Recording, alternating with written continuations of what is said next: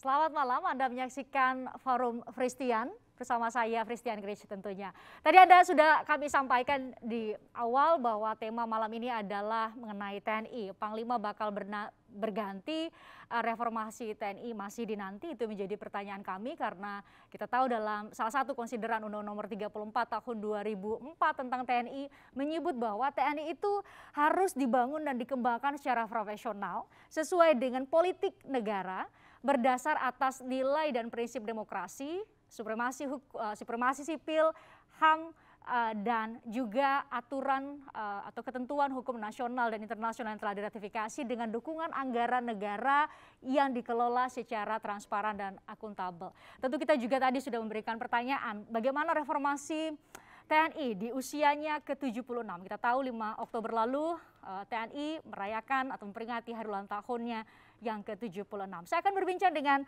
sejumlah narasumber yang sudah bergabung di studio Forum Fristian. Saya undang yang pertama, Legend TNI Purnawirawan Agus Wijoyo, Gubernur Lembaga Ketahanan Nasional. Selamat bergabung. Selamat malam. Pak Agus, selamat malam. Salam sehat. Silahkan. Ya. Terima kasih. Nah, selanjutnya saya juga undang narasumber lainnya. Ini sudah 2 kali juga hadir di Forum Fristian. Ada Koni Rahakundini Bakri, analis bidang militer dan pertahanan. Selamat bergabung, Bu Koni. Terima kasih sudah hadir yang kedua kali, saya ingat sekali, yang kedua kali di Forum Fristian. Silakan duduk. Dan yang ketiga ini baru pertama kali, kalau Pak Agus juga pekan lalu bersama saya ya di Forum Fristian. Jadi masing-masing sudah 2 kali, ini narasumber yang baru pertama kali bergabung di Forum Fristian. Saya undang Mas Andi Wijayanto, analis bidang militer dan politik keamanan. Mas Andi, selamat bergabung. Silakan duduk di sebelah sana, kita mengapit 2 narasumber lain. Terima kasih sudah mau bergabung Pak Agus, Bu Koni, dan Mas Andi. Kita menyoal tadi, kami sudah beri judul, kita cari-cari apa yang paling tepat untuk menyoal. Kemarin peringatan 76 tahun TNI, bulan depan bakal ada Panglima TNI yang baru. Kita coba untuk melihat reformasi TNI secara reflektif dan evaluatif, sudah sejauh mana dan bagaimana seharusnya ke depan. Saya mohon izin Pak Agus dulu mungkin yang sedang viral mengenai tadi. Salah satu amanat di undang-undang adalah bahwa ada supremasi sipil. Saya mau cari pengertian yang tepat dulu nih. Supremasi sipil yang dimaksud itu apa? Menurut Pak Agus? Ya, supremasi sipil itu adalah berasal dari konsep hubungan sipil militer. Ya. Di dalam hubungan sipil militer itu maka presidennya itu selalu sipil, walaupun statusnya mungkin purnawirawan, tapi dia sudah menjadi sipil. Nah, kemudian militer itu sebagai lembaga atau institusi profesional pelaksana fungsi pertahanan. Nah, hubungan di antara keduanya itu adalah lapis politik itu menentukan kebijakan umum. Nah, kemudian itu akan dijabarkan dan diterjemahkan oleh lapis profesional itu menjadi program-program pembangunan kekuatan untuk menyusun postur pertahanan sehingga menjadi sebuah kekuatan yang real yang melaksanakan fungsi konstitusional yaitu pertahanan nasional. Nah, di sini kita lihat bahwa hubungan sipil militer, sipil itu adalah yang merumuskan kebijakan umum yang selalu di atas. Nah, militer itu yang melaksanakan kebijakan tersebut. Jadi kebijakan itu selalu dirumuskan oleh sipil. Jadi itulah mungkin secara umum konsep dari supremasi sipil. Supremasi sipil itu satu anasir dalam reformasi TNI. Ada beberapa poin. Kenapa saya mulai dengan itu supaya juga kemudian kita mendapat definisi yang tepat. Nanti saya akan juga tanya ke Bu Koni dan juga Mas Andi. Tapi mungkin Mas Andi juga bisa cerita dulu kepada kami. Reformasi TNI itu lahir kapan sih? Memang bersamaan dengan reformasi waktu 98-99? Atau ada proses lain di situ yang kemudian melahirkan beberapa poin yang menjadi tolak ukur apakah reformasi sudah berjalan dengan baik atau tidak, TNI? Kalau dilihat dari perjalanan sejarahnya, ya saya melihatnya itu inisiatif internal di Mabes ABRI saat itu untuk belum TNI waktu itu istilahnya ya. Untuk kemudian melakukan reposisi TNI dalam sistem politik Indonesia yang melihat ada kemungkinan penguatan demokrasi itu sudah terjadi. Ya, Pak Agus Wijoyo waktu itu bareng dengan Pak SBY, ada Pak Umar Wiradikusuma, yaitu kemudian melakukan telaah tentang bagaimana proses perubahan di organisasi TNI terjadi.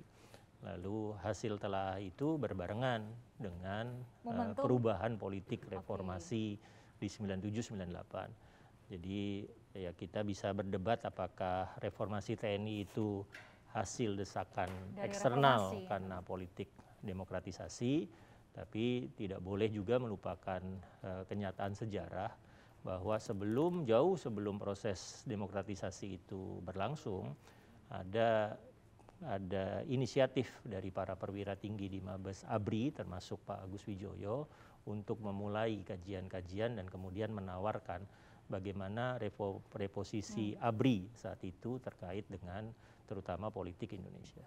Oke, reposisi ABRI ketika itu sekarang TNI, Bu Kony, dalam konteks demokrasi yang beberapa tahun ini setelah reformasi bergulir kita tengah tingkatkan degree of demokrasinya, derajat demokrasinya, Bu Kony melihatnya seperti apa? Saya melihatnya begini, apapun istilah waktu itu Pak Laksamana Widodo sebagai Panglima, kan istilah itu mereposisi, redefinisi, apalagi tadi ada 4 lah istilahnya itu. Apapun itu yang waktu itu saya tangkap adalah penekanan kepada apa yang disampaikan Pak Agus tadi terkait hubungan sipil militer. Tapi saya ingin mengingatkan pada saat Lemhanas dibentuk 20 Mei 65, kita harus sadar betul Presiden Soekarno itu menyatakan dengan sangat tegas angkatan bersenjata rakyatlah yang harus mengawal pertahanan keamanan Indonesia. Itu secara resmi. Jadi angkatan bersenjatanya rakyat gitu. Nah ini artinya saya nggak bisa melihat kita seperti luar bahwa sipil militer itu seolah yang hitam putih. Tapi memang karena kita itu Tentara of Liberation Army. Dan saya bangga menjadi orang Indonesia karena Tentara Liberation Army itu di dunia hanya 4. Ya. Indonesia, Israel, Aljazair, dan Vietnam. Aljazair dan Vietnam sudah tidak. Tapi Indonesia dan IDF itu masih. Itu kenapa penelitian saya akhirnya harus compare ke Israel karena tadi Tentara Liberation Army-nya itu. Jadi itu roh tentara kita itu tentara rakyat. Jadi sipil militer saya nggak bisa lihat hitam putih seperti konsep barat gitu. Oh, jadi ketika ada istilah-istilah ini agak konteks, istilahnya subordinasi sipil atau supremasi sipil dalam bahasa yang tadi saya sampaikan itu tidak, bukan melihatnya tidak harus kita copy paste betul apa konsep sipil militernya model barat gitu. Karena kita Tentara of Liberation Army tadi lahirnya beda dan itu menjadi kebanggaan. Dan itu saya nggak bisa lupa karena yang mengajarkan saya tentang mata kuliah itu Profesor Burhan Magenda. Pride kita sebagai tentara rakyat itu. Oh gitu ya. Ini 3 narasumber perspektifnya baru-baru. Jadi bagi kita yang sipil, Bu Kony ini sesuatu yang baru. Pak Agus, Mas Andi terima kasih sudah memberikan pengetahuan kepada kami sipil tentang ini. Kami coba kolek data, kami coba kumpulkan data mengenai kekuatan TNI kita hari ini, saat ini seperti apa. Saya coba untuk minta bantuan untuk ditayangkan supaya sama-sama bisa dilihat. Ada Bu Kony nih kalau bicara soal alutsista luar biasa semangat dan tahu betul. Kita tayangkan, nah ini Bu Kony mau dikoreksi kalau ada yang salah, saya yakin Bu Kony soalnya paling update. Ini sejarah, kami coba buat sejarah TNI, Mas Andi tadi cerita, kalau ada yang kurang tepat silahkan dikoreksi. Kami coba buat, waduh kecil sekali tulisannya, 22 Agustus 1945 ada badan, ada Badan Keamanan Rakyat terbentuk. Nah 1946 berubah menjadi Tentara Republik Indonesia, 45 berubah menjadi Tentara Keamanan Rakyat, 47 menjadi Tentara Nasional Indonesia, TNI. Betul ya, resmi berdiri di 3 Juni 1947. Berikutnya, kita coba lihat ini sebagai pengetahuan kita bersama, karena biasanya mungkin mengenal tentara dari seragamnya, tapi hari-hari ini kita bisa belajar dan jauh lebih mengenal tentara negara Indonesia. Polri dan TNI bergabung menjadi Angkatan Bersenjata Indonesia ABRI di 62, 99, ini Mas Andi ya, Polri dan TNI kembali berpisah, ABRI kembali menjadi TNI. Ya. Kemudian mohon dikoreksi kalau ada yang kurang tepat. Jumlah militer di Indonesia saat ini 1.080.000 personel, di mana personel aktif berjumlah 400.000 personel. Dengan jumlah itu menduduki posisi ke-14, masih di bawah Pakistan, Ukraina, dan juga Brasil. Ini kami coba gambarkan sejarah dan saat ini bagaimana kekuatan TNI kita.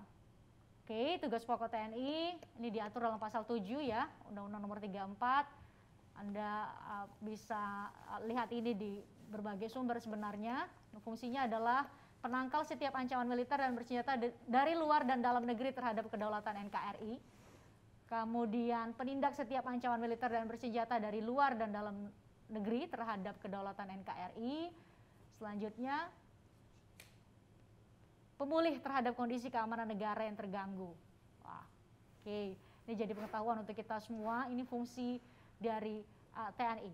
Besaran anggaran TNI. Nah, Bukon ini paling update juga nih kayaknya. Nanti bisa dikoreksi ya.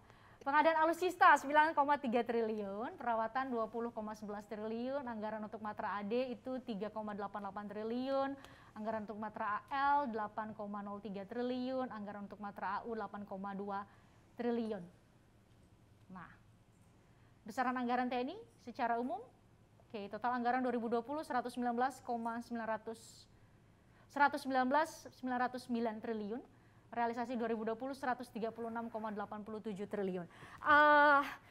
Pertanyaannya ada apakah itu sudah cukup kuat? Nanti Bu Kony punya jawaban, Pak Agus punya jawaban, Mas Andi tentu punya jawaban. Karena kepentingan kita tadi selain kita belajar dan tahu lagi apa sih sebenarnya relasi sipil dan militer dalam konteks yang ideal di sistem pemerintahan yang kita pilih, demokrasi. Saya juga akan bertanya mengenai kondisi TNI kita saat ini, termasuk tadi data-data yang kami sampaikan. Tapi saya harus jeda, usai jeda kami akan kembali untuk Anda. Tetaplah di Forum Christian.